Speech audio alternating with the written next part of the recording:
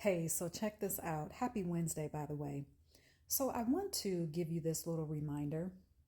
Well, not little, but a reminder that when you are growing in your consciousness, when you have made the decision to have spirituality as the backbone of everything that you do, as your level of consciousness grows and expands, so does your level of what you believe to be realistic for your life. Okay?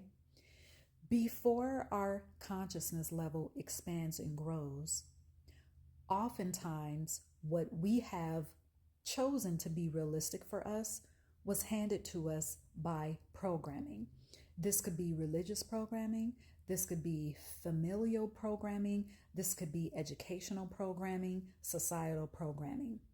However, when you grow in consciousness, all of that programming falls away.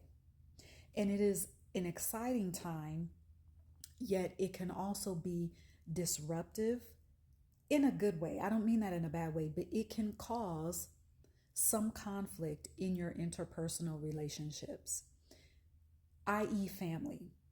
Because if you have family that love you, that are attempting to support you, they will oftentimes give you what they deem to be realistic for you. And before your consciousness expands, what is realistic for you is based off of not only programming, but it's based off of the normal five senses. But we know as magicians, as alchemists, okay, as goddesses, as gods, okay, we know that what is realistic for us takes us beyond the normal senses, okay? It takes us into another realm, quite literally.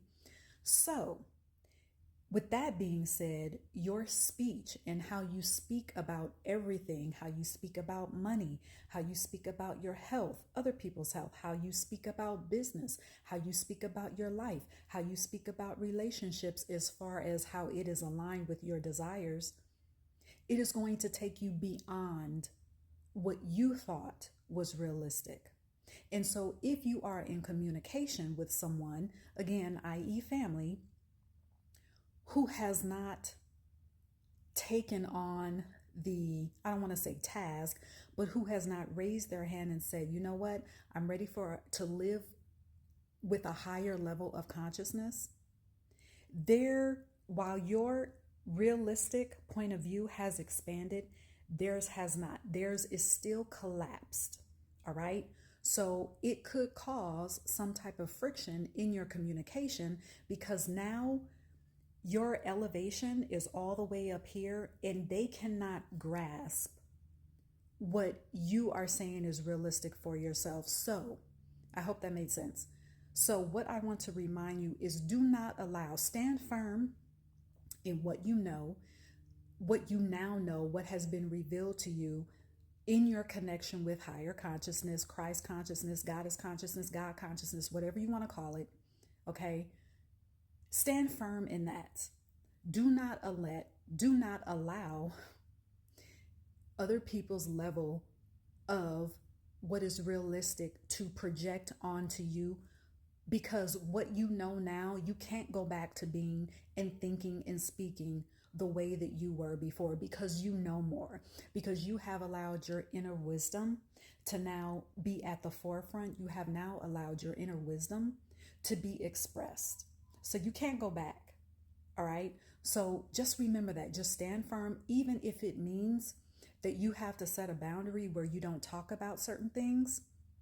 So, for example, if, let's say, what has been realistic for you is working a job to get money, but now that you have had and experienced a spiritual elevation, you know now that the realistic expectation for you as far as your relationship with money is not trading time for money anymore.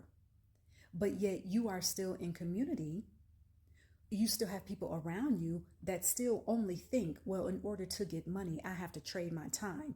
No, no, no.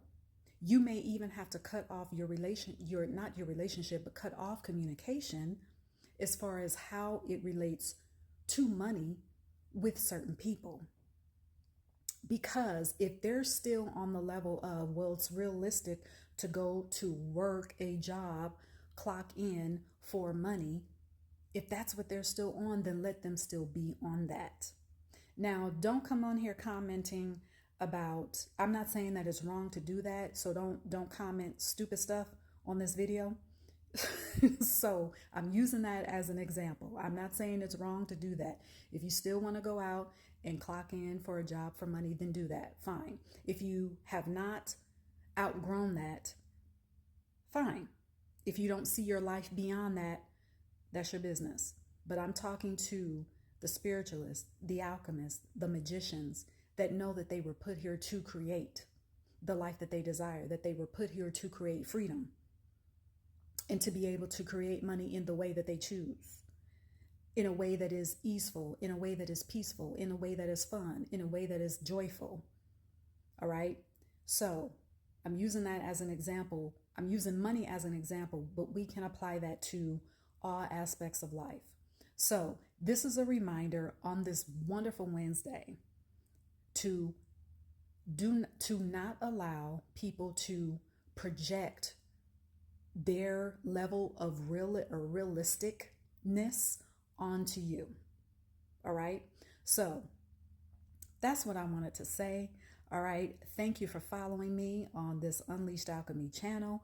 We're on this channel. We are all about spirituality, calling the unseen into the seen, and integrating spirituality and magic into every single part of our lives, every single day. All right. Until next time.